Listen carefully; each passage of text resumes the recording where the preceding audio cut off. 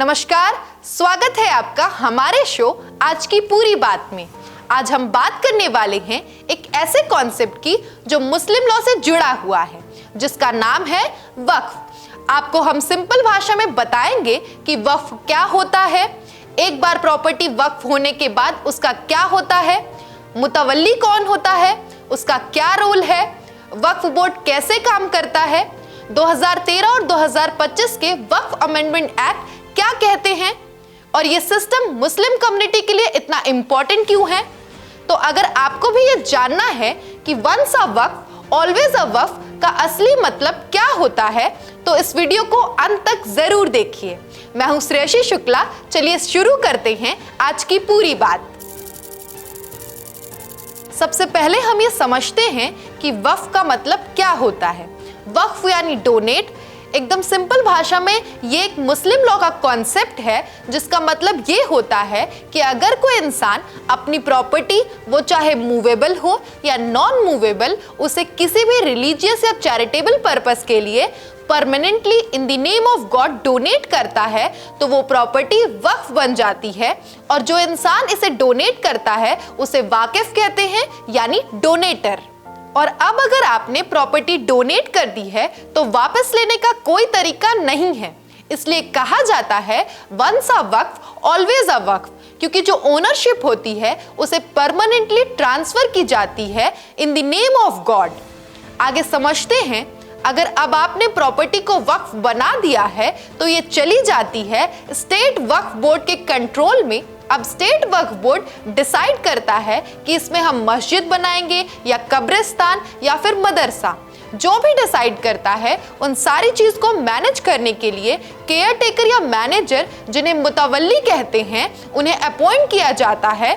और मुतवल्ली उस प्रॉपर्टी से इनकम जनरेट करते हैं और जो भी इनकम जनरेट होती है उसे वापस मुस्लिम कम्युनिटी के रिलीजियस और चैरिटेबल पर्पस के लिए यूज किया जाता है। इस इनकम का जो 7% हिस्सा होता है वो स्टेट वक्फ बोर्ड, जो इतनी सारी चीजें कर रहा है, 7% ऑफ द इनकम वापस स्टेट वक्फ बोर्ड में कंट्रीब्यूट की जाएगी। इंडिया के हर स्टेट का अपना खुद का स्टेट वक्फ बोर्ड होता है, जिसके मेंबर्स को स्टेट गवर्नमेंट नॉमिनेट करती है।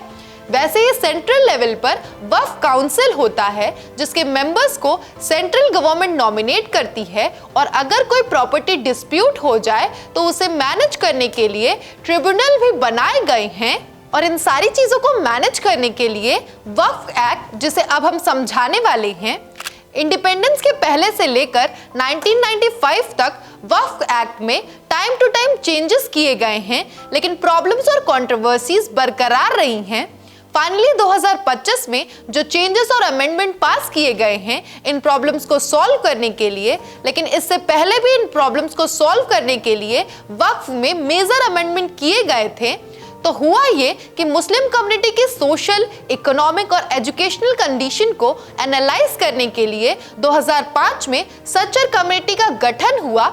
इस कमेटी में 2006 में अपनी रिपोर्ट दी, जिसमें उन्होंने बताया कि देश की मुस्लिम पॉपुलेशन काफी पिछड़ी हुई है।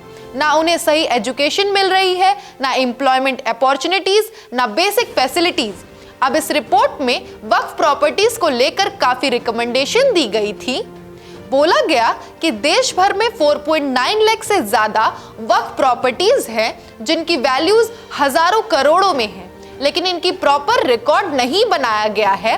काफी जगह इलीगल कब्जे हैं, जो इनकम जनरेट हो रही है उसकी सही यूटिलाइजेशन नहीं हो रही है।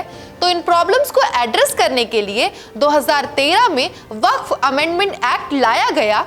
इस एक्ट में कुछ मेजर चेंजेस किए गए, जैसे कि सभी वक्फ प्रॉपर्टीज को कंप्यूटराइज करने का फैसला हुआ और कहा गया कि उनका एक नेशनल लेवल पर डाटाबेस तैयार किया जाए। अगर कोई इलीगल कब्जा करता है तो उसके अगेंस्ट स्ट्रिक्ट एक्शन लेने का प्रोविजन भी ऐड किया गया। साथ ही वक्फ बोर्ड को और ज्यादा पावर्स दिए गए ताकि वो प्रॉपर्टी सही मैनेजमेंट कर सके। और ट्रिब्यूनल का रोल भी और स्ट्रॉन्ग किया गया, जिससे डिस्प्यूट जल्दी सॉल्व हो सके। लेकिन फिर भी कई सारी प्रॉब्लम्स बरकरार रही, जैसे पॉलिटिकल इंटरफेरेंस, करप्शन या वक्फ बोर्ड का इनएक्टिव होना। कई जगह तो आज भी वक्फ प्रॉपर्टीज पे या तो रेंट बहुत कम है या उसका मिसयूज हो रहा है। इसी वजह से 2025 में एक नया अमेंडमेंट पास किया गया जिसे वक्फ अमेंडमेंट एक्ट 2025 कहते हैं। अब इस नए एक्ट में काफी स्ट्रॉन्ग स्टेप्स लिए गए हैं, जैसे कि हर वक्फ प्रॉपर्टी की डिजिटल मैपिंग, उसके लीज रिकॉर्ड और उससे होने वाली इनकम का पूरा अकाउंट एक सेंट्रलाइज्ड ऑनलाइन पोर्टल पर अवेलेबल होगा। अब मुतवल्ली अपॉइंट करने का प्रोसेस भी ज्यादा ट्रांसपेरेंट बनाया गया है और एक पब्लिक कंप्लेंट सिस्टम भी इंट्रोड्यूस किया गया है, जिसमें अगर आपको लगता है कि किसी वक्फ प्रॉपर्टी का मिसयूज हो रहा है या इलीगल कब्जा है तो आप डायरेक्टली ऑनलाइन कंप्लेंट कर सकते हैं। साथ ही जो भी इनकम जनरेट होती है उसका प्रॉपर ऑडिट होगा और वक्फ बोर्ड का अपनी annual audit report publicly publish करनी पड़ेगी। इससे अकाउंटेबिलिटी बढ़ेगी और ट्रांसपेरेंसी भी मेंटेन रहेगी। तो ये था पूरा वक्फ का कॉन्सेप्ट, जिसमें सिर्फ डोनेशन नहीं बल्कि एक कम्युनिटी की जिम्मेदारी छुपी होती है। एक बार प्रॉपर्टी वक्फ की हो गई तो उसे वापस नहीं लिया जा सकता और उसे सिर्फ रिलीजियस या चैरिटेबल काम करने के लिए यूज किया जा सकता है। तो ये थी आज की पूरी बात। मिलते हैं नेक्स्ट वीडियो में एक नए मुद्दे के साथ। अगर आपको ये वीडियो इन्फॉर्मेशनल लगी हो तो वीडियो को लाइक करें, चैनल को सब्सक्राइब करें। नमस्कार।